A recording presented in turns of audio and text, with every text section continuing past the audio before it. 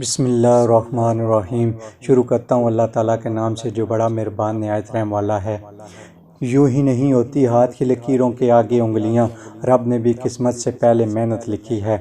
اسلام اتنا خوبصورت مذہب ہے کہ صرف مسکرانے پر بھی آپ کو ثواب ملتا ہے، یہاں تک کہ غصے کی حالت میں خاموش رہنے پر بھی ثواب ملتا ہے۔ جانتے ہیں انسان کسے کہتے ہیں؟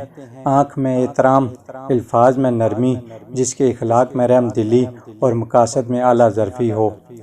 جب انسان اپنی غلطیوں کا وکیل اور دوسروں کی غلطیوں کا جج بن جاتا ہے تو پھر فیصلے نہیں ہوتے، فاصلے ہوتے ہیں۔ ہر کامیاب شخص کے پاس ایک تکلیف دہ کہانی ہوتی ہے اور ہر تکلیف دہ کہانی کا انجام کامیابی ہوتی ہے۔ اس لیے تکلیف کو برداشت کرنے کی عادت ڈالو اور کامیابی کے لیے تیار ہو جاؤ۔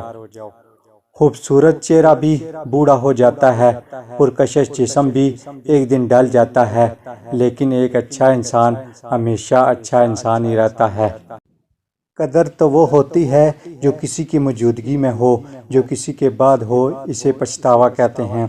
لوگوں سے یاد کرنے کا شکوہ مت کرو، کیونکہ جو انسان اپنے رب کو بھول سکتا ہے وہ سب کو بھول سکتا ہے۔ پریشان ہونے والوں کو کبھی نہ کبھی سکون مل ہی جاتا ہے، لیکن پریشان کرنے والے ہمیشہ سکون کی تلاش میں ہی رہتے ہیں۔ دیواریں صرف کمروں کی نہیں ہوتی، دل کے گرد بھی ہوتی ہیں۔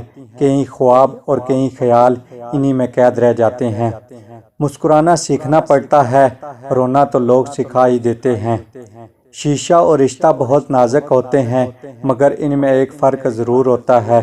شیشہ غلطی سے ٹوٹتا ہے اور رشتہ غلط فہمی سے۔ آنسو کا وزن تو نہیں ہوتا، پھر بھی اس کے گر جانے سے دل ہلکا ہو جاتا ہے۔ زبان سے معاف کرنے میں وقت نہیں لگتا، لیکن دل سے معاف کرنے میں عمریں بیت جاتی ہیں۔ مطلبی رشتے کوئلے کی مانند ہوتے ہیں، جب کوئلہ گرم ہوتا ہے تو ہاتھ جلا دیتا ہے اور ٹھنڈا ہوتا ہے تو ہاتھ کالا کر دیتا ہے۔ دوست، کتاب، راستہ اور سوچ غلط ہوں تو گمراہ کر دیتے ہیں۔ اللہ تعالیٰ ہمیں دکھ اس لیے نہیں دیتے کہ مجھے یاد کرو، بلکہ اس لیے بھی دیتے ہیں کہ دوسروں کا احساس کرو۔ چھین کر کھانے والوں کا کبھی پیٹ نہیں بھرتا اور بانٹ کر کھانے والے کبھی بھوکے نہیں رہتے۔ گزری ہوئی زندگی کو یاد نہ کرو، تقدیر میں جو نہیں لکھا اس کی فریاد نہ کرو۔